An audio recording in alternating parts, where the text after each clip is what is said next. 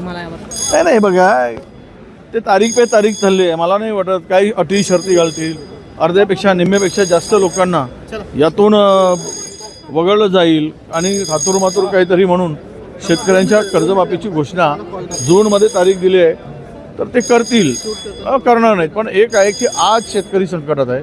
त्याचं काय, पीक गेलं, नुकसान झालं, प्रचंड अतिवृष्टीमुळे नुकसान झालं. केंद्र म्हणते आमच्याकडे प्रस्ताव आला नाही, हे म्हणतात प्रस्ताव पाठवला आहे. आणि मदत काय मिळाली तर हेक्टरी 14,500 रुपये, म्हणजे 8,500 रुपये, 8,000 रुपये, 6,600 रुपये एकरी मदत मिळाली. ही तोटकी मदत आहे, त्यामुळे शेतकरी सावरणार नाही. आणि उत्पादनाला भाव पण नाही, कापसाला नाही, सोयाबीनला नाही, धानाला भाव नाही, हे खरेदी केंद्र सुरू नाही. एकूण शेतकऱ्याला वाऱ्यावर सोडण्याचं काम झालेलं आहे. सर येत्या नाही आता ही मुद्दे खूप आहेत चर्चेमध्ये येणार.